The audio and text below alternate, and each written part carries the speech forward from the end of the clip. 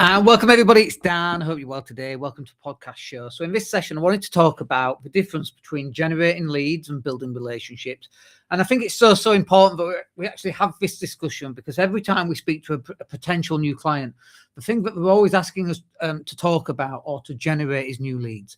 And it's like, great, yeah, I totally get that you need new leads. What about your existing leads? What's going on in the follow-up? What email mechanism have you got in place that you're following up all these people? Are you reaching out? Are you phoning them? Are you inviting them out to networking events, for example? Because generating new leads, cold leads, great, but you have to warm these leads up and you have to turn these people into some form of a relationship where they actually know who you are. So when they do get to a networking event and you're already there, they go, oh, that's that guy. That's Dan. I've seen him on his podcast show. I've listened to his show. I've heard his wonderful northern twang, which is something nobody ever says.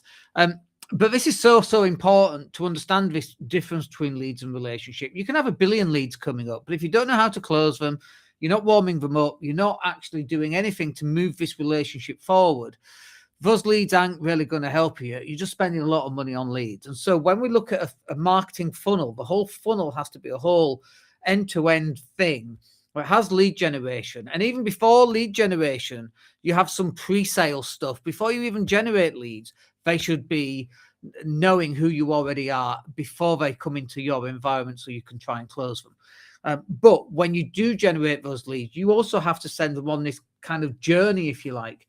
And this constant churn of leads, it feels like you're working really hard, but you're not working really hard if you're not closing any business.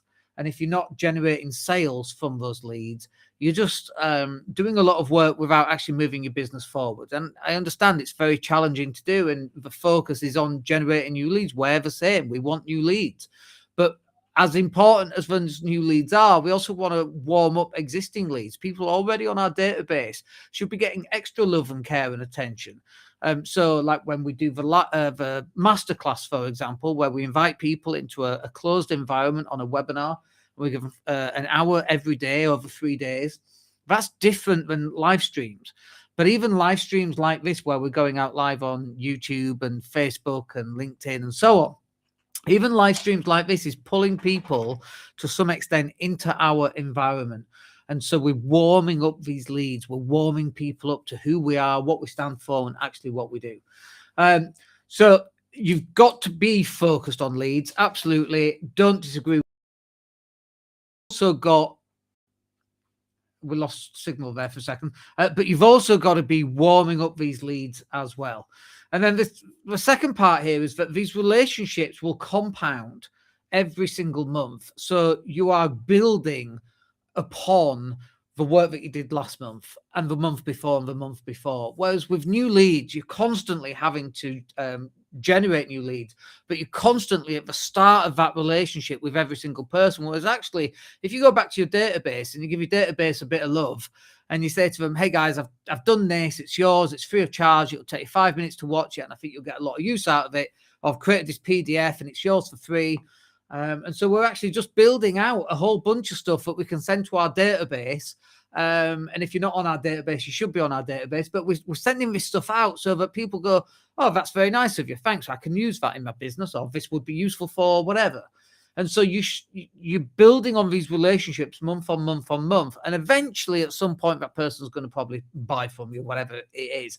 But also the leads that you're generating right now might not actually have a need for what you sell today.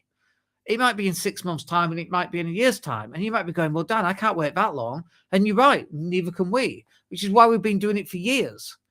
So that those people that have been in a 10-year sales cycle, you know, we've spoken about this before. We had a guy and we sold him a website. And I said, when did you first hear of us? And he said, oh, Property Networking Club, you're on the expert panel. I'm like, dude, that's not run for years. He said, no, it was about 10 years ago that I saw it. I'm like, look at that for a sales cycle.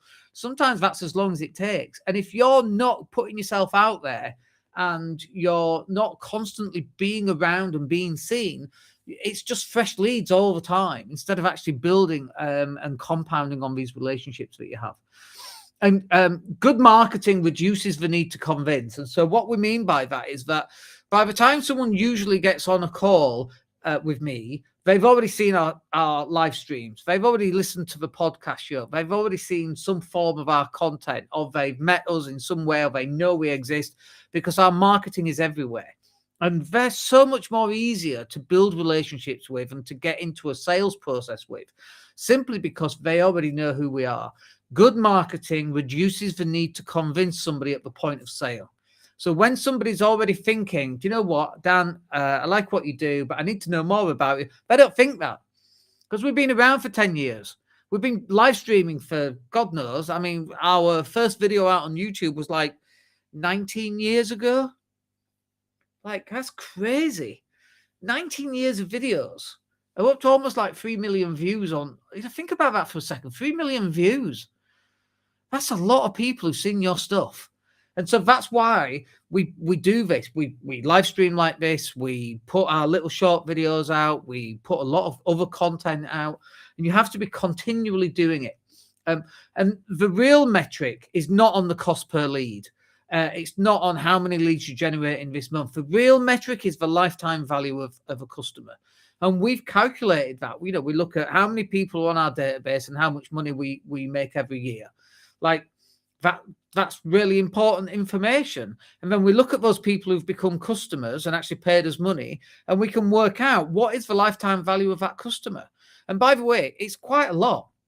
Like somebody who comes on as a content client or a Facebook ads client, that lifetime value of a customer is in the tens of thousands of pounds per person. And so then when you're talking about the cost per lead, if it's cost us £1,000 to bring this lead in. Yeah, but you're closing £1,000 a month. Like, how long are they going to stay with us? 10 months, 20 months, 50 months? We've had clients who've been with us for years and years and years. And interestingly, the people who pay the most actually stay the longest. Isn't that interesting? I'll say it again in case you missed it. The people who pay the most are the people that stay the longest. The people who pay the least, they're the people who come in and disappear. They come in and disappear. They refuse to build relationships. They tend not to do very well anyway, because they're always, looking at the next shiny object and that kind of thing. And so the real metric is the lifetime value of a customer, not how much is this lead costing me. And the people, this solar, it's cost me £15 a lead, right? Well, and it takes me 10 leads to close one of those. Okay, so 150 quid. We're just making numbers up right now. 150 quid. How much money do you make on it? I make £5,000. What the hell are you complaining about? It's bonkers. Oh no, I want to get that cost per lead down to £7. And you do that, and you're not selling as many solar as you could be. It's ridiculous, right? So, and I know, all marketers go on about lifetime value of the leads because your cost per lead is too high. No. That might be true, by the way. Cost per lead is too high. Cost per lead is always too high. But also, the lifetime value of that customer is actually bloody important. It's not like this random metric we can just throw away because it doesn't fit your goal of it being too high or too expensive on a cost per lead. If our cost per lead is 150 quid to take on a new client and they stay with us for 3 months and are paying £1,000 a month, that's £3,000. I don't even know what that is as a percentage. Is it 0.5%? That's ridiculous. So you've really got to look at what the metrics are that you're looking at for this long-term value. Now, don't get me wrong. I get people look at cost per lead because they're desperate today to bring in leads. I get that. But if you'd have started running your Facebook ads a year ago, you would now be closing those clients from a year ago or 6 months ago or 3 months ago, however long that sales cycle actually is. And so this is why you've got to get it into this idea of building relationships rather than just generating leads. It's not good for you in the long run, and it will only harm your business. All right, I hope you find that useful. Super fast today, absolutely rammed, generating leads and warming up our relationships with people who are on our database. If you've got any questions, come hit me up. Other than that,